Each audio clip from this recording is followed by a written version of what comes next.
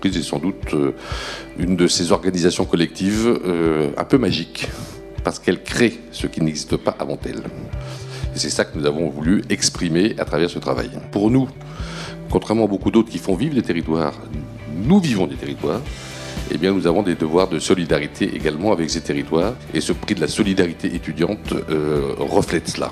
Et elle reflète une balance importante de notre groupe et de sa raison d'être. Nous avons gagné le premier prix de la solidarité étudiante de la Fondation Veolia 2014. Notre projet consiste en la sécurisation foncière du Burundi, plus précisément dans la province de la deuxième plus grande ville du pays. Alors notre mission, c'est bien sûr de soutenir les services fonciers communaux à délivrer ces documents qui attestent la propriété. On est là pour apporter une connaissance à la population locale pour que plus tard, elle puisse être autonome. Au travers de leur projet, c'est la continuité un peu de mes différentes missions et je vivrai à distance toutes les émotions et l'enthousiasme que j'ai pu avoir lorsque j'étais moi-même au Congo ou au Burundi. Voilà, je peux que leur souhaiter bonne chance. Nous avons gagné aujourd'hui le deuxième prix étudiant 2014. Notre projet, c'est en fait la mise en place d'une usine de transformation de l'Ipia multiflora en infusion, en huile essentielle et en compost. Ce prix va nous permettre donc d'aller sur place pour avoir les réponses aux questions aujourd'hui qui sont demandées par le porteur de projet. Pour moi, c'est important et c'est capital même d'aller aider les pays en voie de développement à l'heure actuelle pour soutenir ce genre de projet. Aujourd'hui, c'est vraiment pour lancer le projet, pour qu'il y ait une réelle dynamique entrepreneuriale locale, dans un pays où il y a souvent beaucoup d'importations. On est ravis d'avoir gagné le 3e prix de la solidarité étudiante par la Fondation Veolia.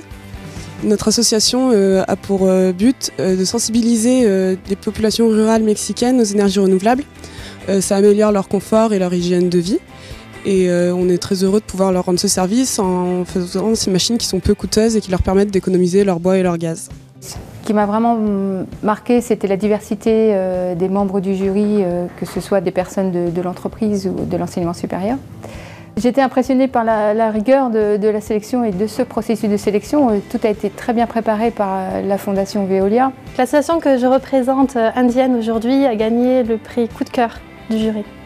Notre objectif principal est de venir en aide aux enfants défavorisés de la population migrante de Suzhou.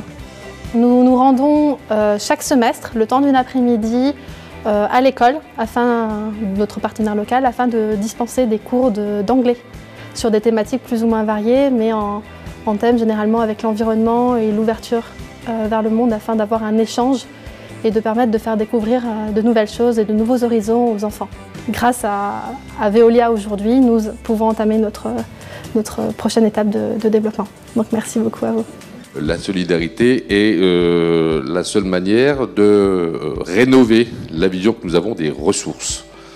Et ces ressources, bien sûr, il y a un clin d'œil dans Ressourcer le monde. Il n'y a pas seulement les ressources naturelles ou les matières premières, il y a bien sûr les ressources humaines, les ressources de savoir, de savoir-faire. Tout ceci nécessite des réseaux de collaboration et donc de solidarité. Et c'est bien sûr le lien naturel avec notre prix d'aujourd'hui.